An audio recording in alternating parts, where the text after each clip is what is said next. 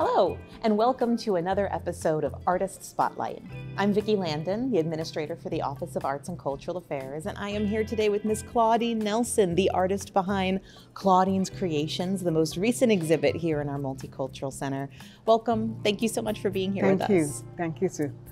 You have a ton of bright and beautiful, colorful work that's all over this exhibit.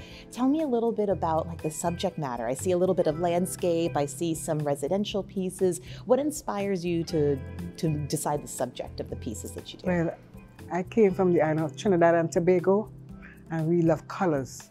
At least, yeah, we love colors. So just something in me, I just love colors. So that helps to portray my paintings. And letter colors. Also, I started off at the age of like 14, going 15 years old. I left school. I had an uncle who had a couple of schools, like the high schools, and we could have gone there for free. I told my mother I was slow, so I said, "Don't bother with me. I'm good." So my brother came one day with a picture of Sir Solomon Hochar and Dr. Williams from our country. And I said, if you can do that, I can do it too. That's where it is. And I just start sketching everything I could find. Sketch. I mean, I was just everything. And I used to like be exact. And I did that for a while, and then I started using watercolors. And then I started into oil paints. I did oil paint for a couple of years, but it was so messy because I used turpentine all over my face. And then my artist told me, why don't you try acrylic? It's better, it's faster. So it's okay, because I was scared of the fastness, because oil is a little bit more slow. But I tried it and I love it and I never stopped. So your painting started because your brother started doing artwork and you wanted to be better than him at his game? Yes. Is he still painting or sketching? No, he didn't. It's a hard thing to live by. Yeah. And if you have to have a family, I mean, you have to, he went off to do nursing. He went to the army, he did all kinds of stuff. Well, you won that sibling rivalry then, doing this one. Yeah. So what made you start moving into, from sketching then to oils? How did you choose the medium that you were going to work with? Well, all I know is that it's something that I got. I don't know where it came from, but all I know, I love to draw and I love to paint. So I used to go in my parents' house. We had partitions, and I would go and square them off and put paintings on each partition. I put paintings on there. And they used to allow me to do it because I love to paint, and I just used to paint my head off. And well, people used to discourage me and tell me it's not gonna nobody will buy it. It's a waste of talent. I just loved to paint. I didn't listen to them. That's where I am right now. I never listened to them. So you're a self-taught artist. Self-taught. Right? Talk to me about what that was like, and were there certain techniques that you had to really work on and practice to try to get? Well, I had to do focus, when you have to do, to know the depth of painting, the depth of focus. I had to learn that part. I had a 40-hour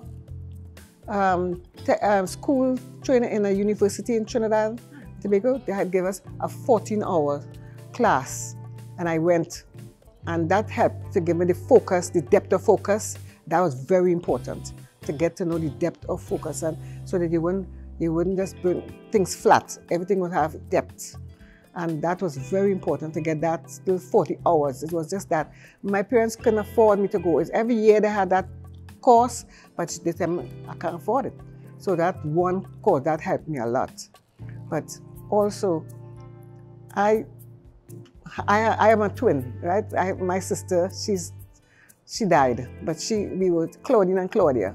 And she was doing so well and whatever she did, and I wanted to excel too. So I know I was not as smart as she was.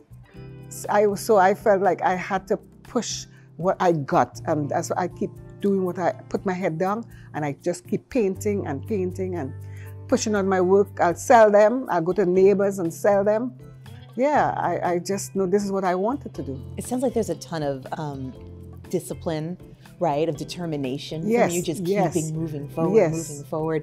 But this art, in addition to being work and a passion, can also be a comfort for Yes, you, it right? was a comfort. Tell us about this yes. medical journey in your Yes, life and yes. how this helped. Right. So but I always felt like if once my hands could work, if my body's not working or something, and I'd be like, wow, my hands is working.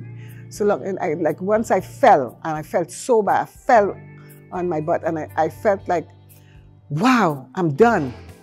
I'm done, because I felt so hard.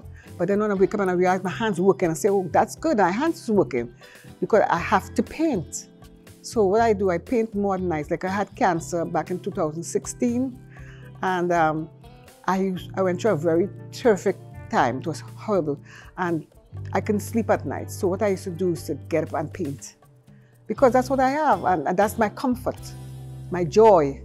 Take my mind away from the pain. It was excruciating pain I had, and whatever I went through with that surgery, it was prolonged.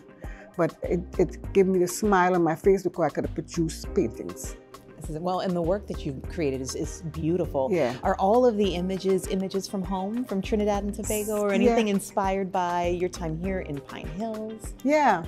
Well, when I go and I see the countryside, sometimes I drive and see the countryside, I will take things in my mind and I see, I think I want to draw a painting about the countryside, and that helps being here in Orlando. It helps me to put a variation on things, you know. So I mean, since I'm here since 2012.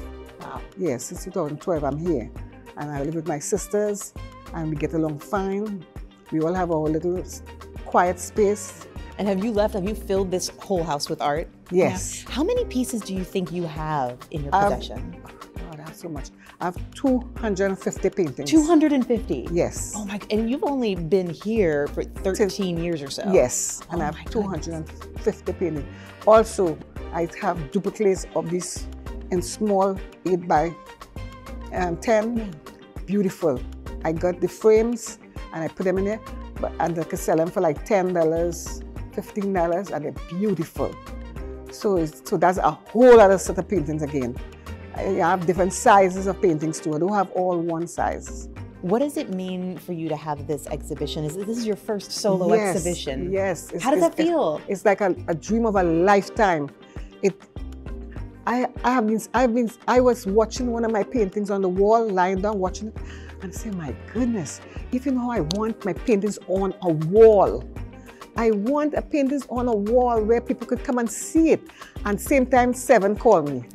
Seven called me. He said, Claudine, there's an art exhibition coming. You can go and show your work. I said, are you serious? She said, yes. I said, okay, I'm ready. I'm ready. It was just about a week and a half, and I was here.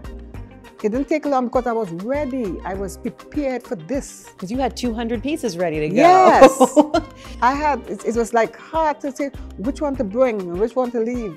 Yeah, but I think I brought a lot of good ones. Well, I hope the community gets to sit back and enjoy these pieces as much as I've enjoyed these pieces. I hope you bring few of them home, because I hope everybody comes and purchases them. I hope so too. And thank you so much for sharing your story, your art, and this beauty with us here. But thank you so much. Thank you so much.